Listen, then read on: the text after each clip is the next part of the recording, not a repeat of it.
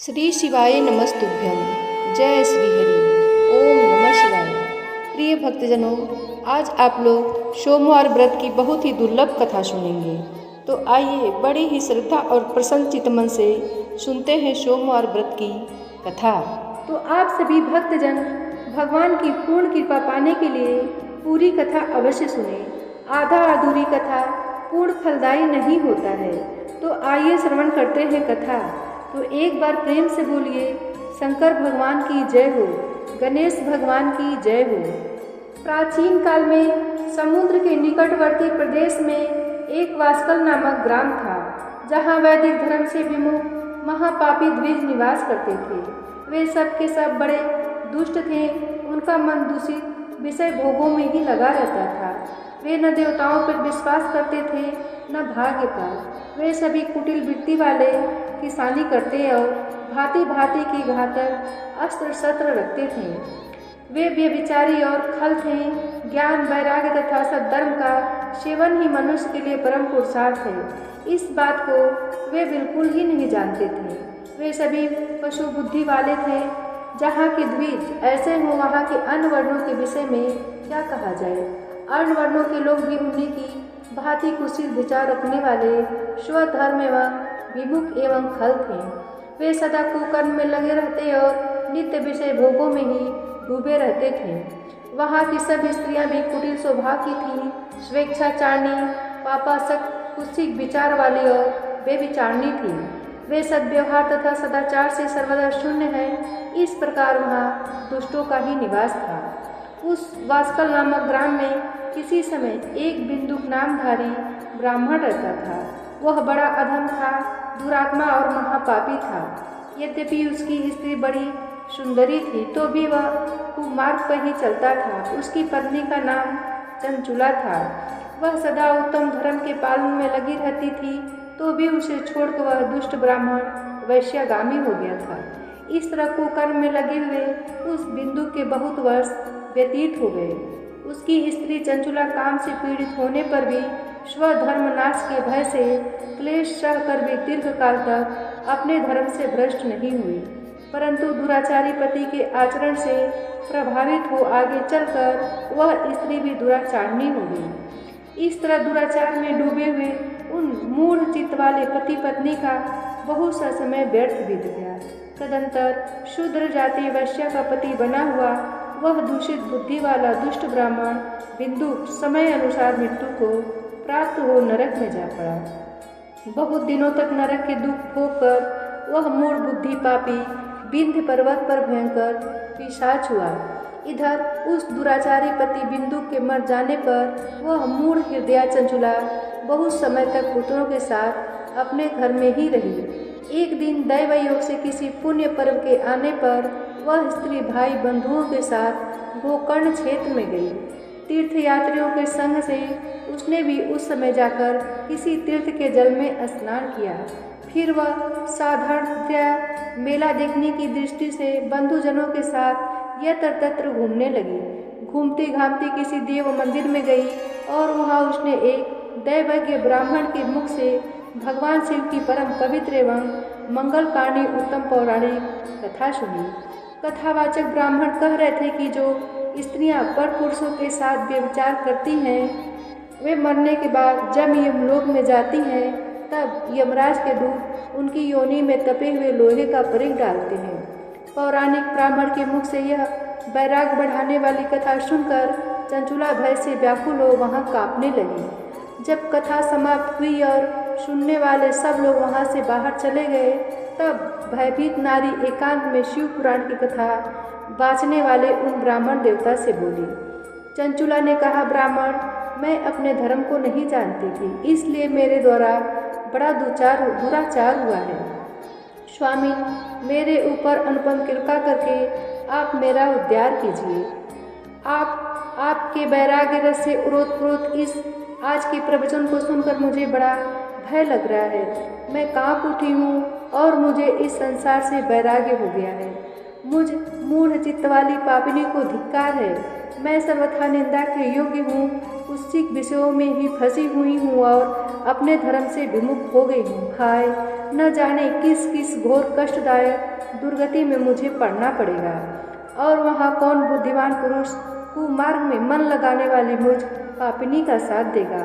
मृत्यु काल में उन भयंकर यमदूतों को मैं कैसे देखूंगी, जब वे बलपूर्वक मेरे गले में फंदे डालकर मुझे बांधेंगे, तब मैं कैसे धीरज धारण कर सकूंगी। नरक में जब मेरे शरीर के टुकड़े टुकड़े किए जाएंगे, उस समय विशेष दुख देने वाली उस महायातना को मैं वहाँ कैसे सहूँगी। हाय, मैं मारी गई, मैं जल गई, मेरा हृदय विदीर्ण हो गया और मैं सब प्रकार से नष्ट हो गई, क्योंकि मैं हर तरह से पाप में ही डूबी रही हूँ। ब्राह्मण, आप ही मेरे गुरु, आप ही माता और आप ही पिता हैं।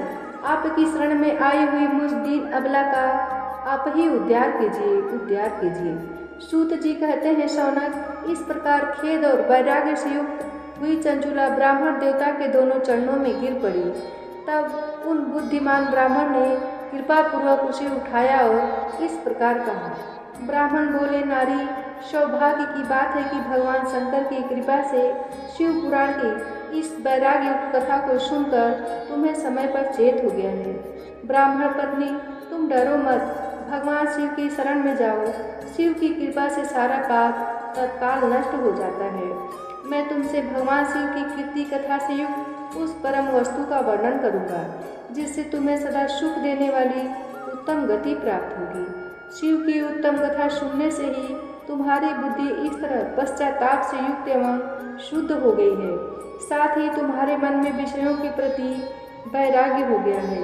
पश्चाताप ही पाप करने वाले पापियों के लिए सबसे बड़ा प्रायश्चित है।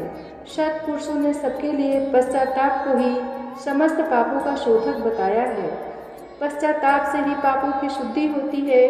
जो पश्चाताप करता है वही वास्तव में पापों का प्रायश्चित करता है, क्योंकि सत्पुरुषों ने समस्त पापों की शुद्धि के लिए जैसे प्रायश्चित का उपदेश किया है, वह सब पश्चाताप से ही संपन्न हो जाता है। जो पुरुष विधि पूर्वक प्रायश्चित करके निर्भय हो जाता है, पर अपने कुकर्म के लिए पश्चाताप नहीं करता, उसे प्रायः उत्तम गति नहीं प्राप्त होती, परंतु जिसे अपने कुकृत्य पर हार्दिक पश्चाताप होता है, वह अवश्य उत्तम गति का भागी होता है। इसमें संशय नहीं है। इस शिव पुराण की कथा सुनने से जैसी चित्त शुद्धि होती है, वैसी दूसरे उपायों से नहीं होती। जैसे दर्पण साफ करने पर निर्मल हो जाता है, उसी प्रकार इस शिव पुराण की कथा से चित्त अत्यंत शुद्ध हो जाता है। इसमें संशय नहीं है। मनुष्यों के शुद्ध चित्त में जगदम्बा पार्वती सहित भगवान शिव विराजमान रहते हैं। इसमें वह विशुद्ध आत्मा पुरुष श्री श्याम सदाशिव के पद को प्राप्त होता है। इस उत्तम कथा का श्रवण समस्त मनुष्यों के लिए कल्याण का बीज है। अतः यथोचित मार्ग से इसकी आराधना अथवा सेवा करनी चाहिए। यह भगवत बंधन रूपी रोग का नाश करने वाली भगवान शिव की कथा को सुनकर फिर अपने हृदय में उसका मनन एवं निधि ध्यान करना चाहिए। इससे पूर्णतया चित्त शुद्धि हो जाती है। चित्त शुद्धि होने से महेश्वर की भक्ति अपने दोनों पुत्रों के साथ निश्चय ही प्रकट होती है। तत्पश्चात महेश्वर के अनुग्रह से दिव्य मुक्ति प्राप्त होती है। इसमें संशय नहीं है। जो मुक्ति से वंचित है उसे पशु समझना चाहिए, क्योंकि उसका चित्त माया के बंधन में आसक्त है। वह निश्चय ही संसार बंधन से मुक्त नहीं हो पाता। ब्राह्मण पत्नी, इसलिए तुम विषयों से मन को हटा लो और भक्ति भाव से भगवान शंकर की इस परम पावन कथा को सुनो। परमात्मा शंकर की इस कथा को सुनने से तुम्हारे चित्त की शुद्धि होगी और इससे तुम्हें मोक्ष की प्राप्ति हो जाएगी। जो निर्मल चित्त से भगवान शिव के चरना बिंदु का चिंतन करता है, उसकी एक ही जन्म में मुक्ति हो जाती है। यह मैं तुमसे सत्य सत्य कहता हूँ। सूत जी कहते हैं, शौनक, इतना कहकर वे श्रेष्ठ शिव भक्त ब्राह्मण चुप हो गए। उनका हृदय करुणा से आर्द्र हो गया था। वे शुद्ध चित्त महात्मा भगवान शिव के ध्यान में मगन हो गए। तदंतर बिंदु की पत्नी चंचुला मन ही मन प्रसन्न हो उठी। ब्राह्मण का उपदेश सुनकर उसके नेत्रों में आनंद के आंसू छलक आए थे वह ब्राह्मण पत्नी चंचुला हर्ष भरे हृदय से उन श्रेष्ठ ब्राह्मण के दोनों चरणों में गिर पड़ी और हाथ जोड़कर बोली, मैं कृतार्थ हो गई। पश्चाताप उठकर तत्पश्चात वैराग्य उत्तम बुद्धि वाली वह स्त्री जो अपने पापों के कारण आतंकित थी, उन महान शिव भक्त ब्राह्मण से हाथ जोड़कर गदगद वाणी में बोली। चंचुला ने कहा, ब्राह्मण, शिव भक्तों में श्रेष्ठ स्वामिन, आप धन्य हैं, परमार्थदर्शी हैं और सदा परोपकार में लगे रहते हैं, इसलिए श्रेष्ठ साधु पुरुषों में प्रशंसा के योग्य हैं। साधु, मैं नरक के समुद्र में गिर रही हूँ, आप मेरा उद्धार कीजिए, उद्धार कीजिए। पौराणिक अर्थ तत्व से संपन्न जिस सुंदर शिव पुराण की कथा को सुनकर मेरे मन में संपूर्ण विषयों से वैराग्य उत्पन्न हो गया है, उसी इस शिव पुराण को सुनने के लिए इस समय मेरे मन में बड़ी श्रद्धा हो रही है। सूत जी कहते हैं, ऐसा कहकर हाथ जोड़ उनका अनुग्रह पाकर चंचुला उस शिव पुराण की कथा को सुनने की इच्छा मन में लिए उन ब्राह्मण देवता की सेवा में तत्पर हो गई और वहीं रहने लगी। तदंतर शिव भक्तों में श्रेष्ठ और शुद्ध बुद्धि वाले उन ब्राह्मण देव ने उसी स्थान पर उस स्त्री को शिव पुराण की उत्तम कथा सुनाई। इस प्रकार उस गोकर्ण नामक महाक्षेत्र में उन्हीं श्रेष्ठ ब्राह्मण से उसने शिव पुराण की वह परम उत्तम कथा सुनी, जो भक्ति, ज्ञान और वैराग्य को बढ़ाने वाली तथा मुक्ति देने वाली है। उस परम उत्तम कथा को सुनकर वह ब्राह्मण पत्नी अत्यंत कृतार्थ हो गई। उसका चित्त शीघ्र ही शुद्ध हो गया। फिर भगवान शिव के अनुग्रह से उसके हृदय में शिव के सगुण रूप का चिंतन होने लगा। इस प्रकार उसने भगवान शिव में लगी रहने वाली उत्तम बुद्धि पाकर शिव के सच्चिदानंद में स्वरूप का बारंबार चिंतन आरंभ किया। तत्पश्चात समय के पूरे होने पर भक्ति, ज्ञान और वैराग्य से युक्त हुई चंचुला ने अपने शरीर को बिना किसी कष्ट के त्याग दिया। इतने में ही त्रिपुर शत्रु भगवान शिव का भेजा हुआ एक दिव्य विमान द्रुत गति से वहां पहुंचा, जो उनके अपने गणों से संयुक्त और भांति भांति के शोभा साधनों से संपन्न था। चंचुला उस विमान पर आरूढ़ हुई और भगवान शिव के श्रेष्ठ पार्षदों ने उसे तत्काल शिवपुरी में पहुंचा दिया। उसके सारे मल धुल गए थे। वह दिव्य रूप धारणी दिव्यांगना हो गई थी। उसके दिव्य अवयव उसकी शोभा बढ़ाते थे। मस्तक पर अर्धचंद्र का मुकुट धारण किए वह गौरांगी देवी शोभाशाली दिव्य आभूषणों से विभूषित थी। शिवपुरी में पहुंचकर उसने सनातन देवता त्रिनेत्रधारी महादेव जी को देखा। सभी मुख्य देवता उनकी सेवा में खड़े थे। गणेश, भृंगी, नंदीश्वर तथा वीरभद्रेश्वर आदि उनकी सेवा में उत्तम भक्ति भाव से उपस्थित थे। उनकी अंग कांति करोड़ों सूर्यों के समान प्रकाशित हो रही थी। कंठ में नील चिन्ह शोभा पाता था। 5 मुख और प्रत्येक मुख में 3 नेत्र थे। मस्तक पर अर्धचंद्रा का मुकुट शोभा देता था। उन्होंने अपने वामांग भाग में गौरी देवी को बिठा रखा था, जो विद्युत पुंज के समान प्रकाशित थी। गौरीपति महादेव जी की कांति कर्पूर के समान गौर थी। उनका सारा शरीर श्वेत भस्म से भासित था। शरीर पर श्वेत वस्त्र शोभा पा रहे थे। इस प्रकार परम उज्ज्वल भगवान शंकर का दर्शन करके वह ब्राह्मण पत्नी चंचुला बहुत प्रसन्न हुई। अत्यंत प्रीति युक्त होकर उसने बड़ी उतावली के साथ भगवान को बारंबार प्रणाम किया। फिर हाथ जोड़कर वह बड़े प्रेम, आनंद और संतोष से युक्त हो विनीत भाव से खड़ी हो गई। उसके नेत्रों से आनंद अश्रुओं की अविरल धारा बहने लगी तथा संपूर्ण शरीर में रोमांच हो गया। उस समय भगवती पार्वती और भगवान शंकर ने उसे बड़ी करुणा के साथ अपने पास बुलाया और सौम्य दृष्टि से उसकी ओर देखा। पार्वती जी ने तो दिव्य रूप धारणी बिंदु प्रिया चंचुला को प्रेम पूर्वक अपनी सखी बना लिया। वह उस परमानंद घन ज्योति स्वरूप सनातन धाम में अविचल निवास पाकर दिव्य शौक से संपन्न हो अच्छे सुख का अनुभव करने लगी।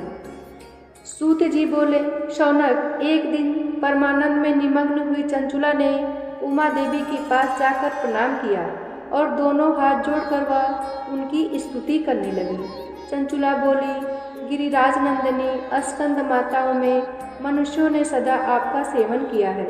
समस्त सुखों को देखने वाली शंभु प्रिय आप ब्रह्म स्वरूपिणी हैं। विष्णु और ब्रह्मा आदि देवताओं द्वारा सेव्य हैं। आप ही सगुणा और निर्गुणा है तथा आप ही सूक्ष्म सच्चिदानंद स्वरूपिणी आद्या प्रकृति हैं। आप ही संसार की सृष्टि, पालन और संहार करने वाली हैं। तीनों गुणों का आश्रय भी आप ही हैं। ब्रह्मा, विष्णु और महेश्वर, इन तीनों देवताओं का आवास स्थान तथा उनकी उत्तम प्रतिष्ठा करने वाली पराशक्ति आप ही हैं। सूत जी कहते हैं, शौनक, जिसे सद्गति प्राप्त हो चुकी थी, वह चंचुला इस प्रकार महेश्वर पत्नी उमा की स्तुति करके सिर झुकाए चुप हो गई। उसके नेत्रों में प्रेम के आंसू उमड़ आए थे। तब करुणा से भरी हुई शंकर प्रिया भक्त वत्सला पार्वती देवी ने चंचुला को संबोधित करके बड़े प्रेम से इस प्रकार कहा। पार्वती बोली, सखी चंचुले, सुंदरी, मैं तुम्हारी की हुई इस स्तुति से बहुत प्रसन्न हूँ। बोलो, क्या वर मांगती हो? तुम्हारे लिए मुझे कुछ भी अदेय नहीं है। चंचुला बोली, निष्पाप गिरिराज कुमारी, मेरे पति बिंदु इस समय कहाँ हैं? उनकी कैसी गति हुई है यह मैं नहीं जानती। कल्याणमयी दीनवत्सले, मैं अपने उन पतिदेव से जिस प्रकार संयुक्त हो सकूं वैसा ही उपाय कीजिए। महेश्वरी महादेवी, मेरे पति एक शूद्र जाति वैश्या के प्रति आसक्त थे और पाप में ही डूबे रहते थे।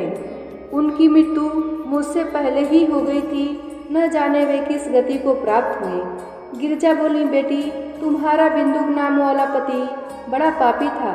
उसका अंतःकरण बड़ा ही दूषित था। वैश्या का उपभोग करने वाला वह महामूढ़ मरने के बाद नरक में पड़ा। अगणित वर्षों तक नरक में नाना प्रकार के दुख भोग कर वह पाप आत्मा अपने शेष पाप को भोगने के लिए विंध्य पर्वत पर पिशाच हुआ है।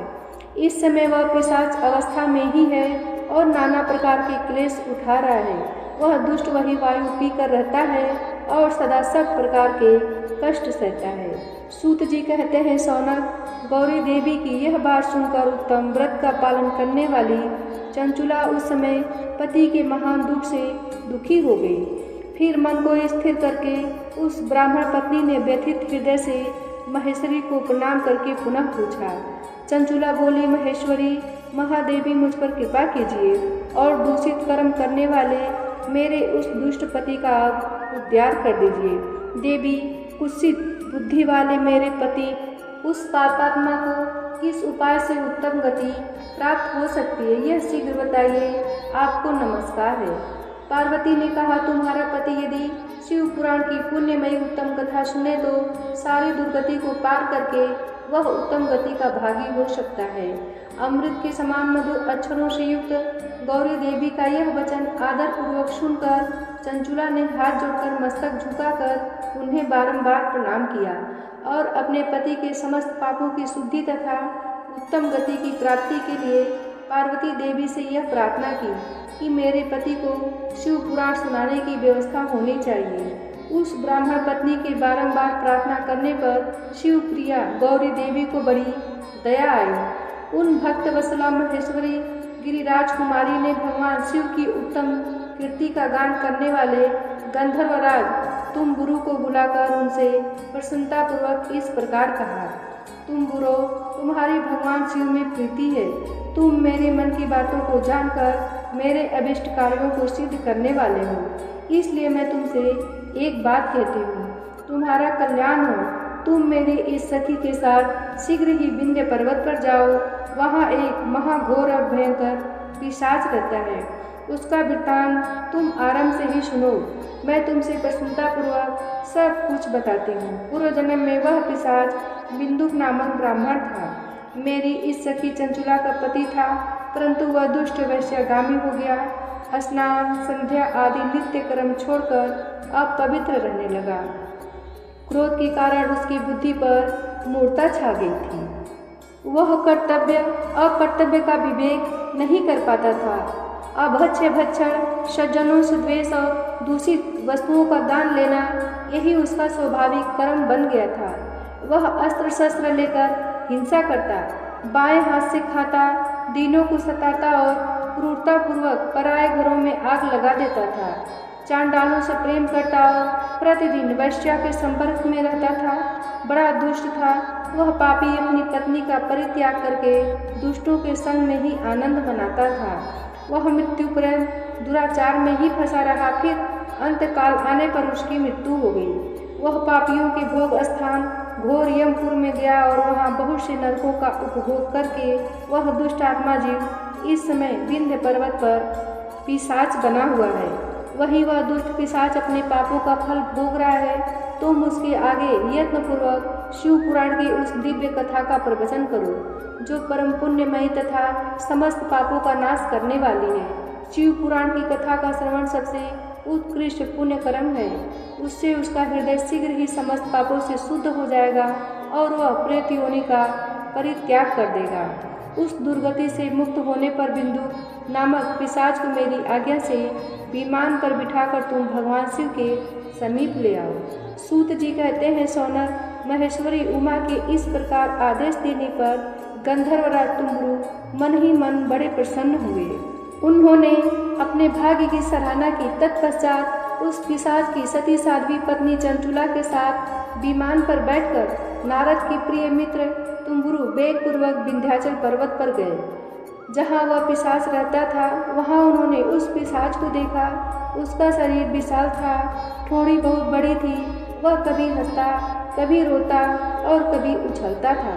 उसकी आकृति बड़ी विकराल थी। भगवान शिव की उत्तम कीर्ति का गान करने वाले महाबली तुम्बरु ने उस अत्यंत भयंकर पिशाच को पांसों द्वारा बांध लिया। तदंतर तुम्बरु ने शिव पुराण की कथा बांटने का निश्चय करके महोत्सव युक्त स्थान और मंडप आदि की रचना की। इतने दिन में ही संपूर्ण लोकों में बड़े वेग से यह समाचार फैल गया कि देवी पार्वती की आज्ञा से एक पिशाच का उद्धार करने के उद्देश्य से शिव पुराण की उत्तम कथा सुनाने के लिए तुम्बरु विंध्य पर्वत पर गए हैं। फिर तो उस कथा को सुनने के लोभ से बहुत से देवर्षि भी शीघ्र ही वहां जा पहुँचे। आदरपूर्वक शिव पुराण सुनने के लिए आए हुए लोगों का उस पर्वत पर बड़ा अद्भुत और कल्याणकारी समाज जुट गया। फिर तुम्बरु ने उस पिशाच को पासों से बांधकर आसन पर बिठाया और हाथ में बीड़ा लेकर गौरीपति की कथा का गान आरंभ किया। पहली अर्थात विद्येश्वर संहिता से लेकर 7वीं वायु संहिता तक महात्म्य सहित शिव पुराण की कथा को उन्होंने स्पष्ट वर्णन किया। 7 संहिताओं सहित शिव पुराण का आदरपूर्वक श्रवण करके वे सभी श्रोता पूर्णतः कृतार्थ हो गए। उस परम पुण्यमय शिव पुराण को सुनकर उस पिशाच ने अपने सारे पापों को धोकर उस पैशाचिक शरीर को त्याग दिया। फिर तो शीघ्र ही उसका रूप दिव्य हो गया, अंग कांति गौरवर्ण की हो गई। शरीर पर श्वेत वस्त्र तथा सब प्रकार के पुरुषोचित आभूषण उसके अंगों को उद्दासित करने लगे। वह त्रिनेत्रधारी चंद्रशेखर रूप हो गया। इस प्रकार दिव्य देहधारी होकर श्रीमान बिंदु अपनी प्राण बल्लभा चंचुला के साथ स्वयं भी पार्वती बल्लभ भगवान शिव का गुणगान करने लगा। उसकी स्त्री को इस प्रकार दिव्य रूप से सुशोभित देख वे सभी देवर्षि बड़े विस्मित हुए। उनका चित्त परमानंद से परिपूर्ण हो गया।